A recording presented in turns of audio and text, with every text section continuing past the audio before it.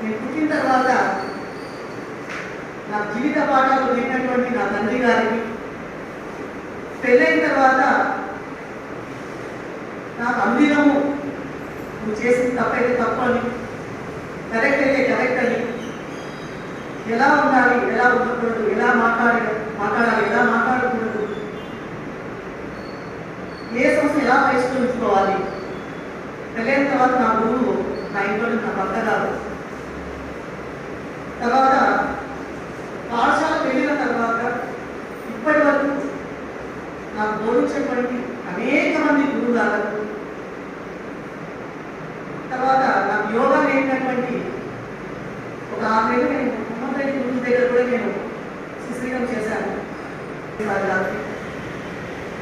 అందరికీ కూడా నాకు నమస్కారాలు. నేను కూడా ఒక గురువునే. నా పిల్లలు, నేను పనిచేసే స్కూల్లో ఉన్నటువంటి పిల్లలకు నేను గురువుగా నేను ఏదైతే బాధ్యత వహించాలనుకుంటానో ఖచ్చితంగా నెరవేర్చాలని భావన కోరుకుంటా. ఎందుకు అంటే నేను ఒకటే నమ్ముతాను, గురువుగా మనం స్కూల్లో పిల్లలకు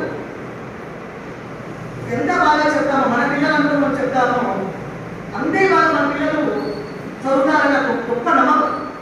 ఇది ఇప్పుడే కాదు, నాకు చిన్న నేను హాస్టల్లో ఉన్నప్పుడు నాకు కూడా టీచర్ సరిగా చెప్పకపోయింటే, నా గురువు సరిగా చెప్పకపోయింటే నేను ఈ స్థాయికి వచ్చేదాన్ని కాదు అని గొప్పగా నమ్ముతాను. అందుకే నేను అందినం అనుకుంటాను. ఇక్కడ నేను పనిచేసే స్కూల్లో పిల్లలకు నేను చెప్పగలిగితే నా పిల్లలు అక్కడ హ్యాపీగా చదువుకుంటారు, చదువు బాగా అందుతుంది అని గట్టి నమ్మకం నాకైతే ఉంది. నేను అదే నమ్మినా ఇప్పుడు కూడా అదే నమ్ముతున్నాను. అలాగే యోగా నేను దాదాపు ఒక 8 months అయినా అనుకుంటాను.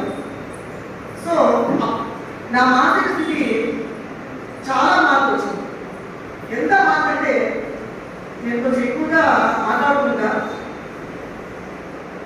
కానీ ఇప్పుడు అసలు మాట్లాడాలి అనిపించదు. ఏదైతే మాట్లాడాలో అదే మాట్లాడాలనిపిస్తుంది, కానీ ఎక్కువ తెగదు నోరు ఎక్కువ. నేను అదే సాధారణ అన్నీ వస్తాను సార్, మాట తగ్గిపోయినాయి సార్, ఎందుకు ఎక్కువ మాట్లాడితే ఆ మాట అనిపించదు. సైలెంట్గా కూర్చోవాలా, ఎక్కువ సైలెంట్గా కూర్చోవాలా అనిపిస్తుంది. ముందు మా సార్ అనేదాన్ని, ఏమండి 4-5 మాటలు ఒక మాట మాట్లాడుతున్నారు, ఇప్పుడు ఆస్తి నాకు వచ్చింది. కాబట్టి నేను ఇంకోటి చెప్తాను, వీలే గురువు వీలే గురువు. మనకి ఎవరైతే మంచి చెప్తారో, ఎవరైతే ప్రతి ఒక్క గురువే, ప్రతి ఒక్కరి నుంచి మనం ఏదో కొంచెం నేర్చుకోవచ్చు. మన నుంచి మీతో ఎలా నేర్చుకుంటారో చిన్న పిల్లవాళ్ళ దగ్గర నుంచి మనం నేర్చుకోవచ్చు. చిన్న పిల్లవాళ్ళ దగ్గర నుంచి కూడా మనం నేర్చుకోవచ్చు. సో ఇంకా ఏదో చెప్పాలనుకున్నా, కానీ నేను ఒకటే నమ్ముతాను, నేను ఇప్పుడు ఏ స్కూల్లో ఉన్నాను, ఏ స్థాయిలో ఉన్నాను, దీనికి అందరికీ ముఖ్య కారణము నా తల్లిదండ్రులు పెట్టినటువంటి దీక్ష. అది 100% నేను గుడ్డుని చేసుకుంటబడదు. ఎందుకంటే ఆ రోజు వాళ్ళు ఇన్ని కష్టాలు పడి ఏమి తిన్నారో తినలేదు, పట్టుకున్నారో పట్టుకోలేదు, ఆ కష్టాలు నాకు తెలుసు.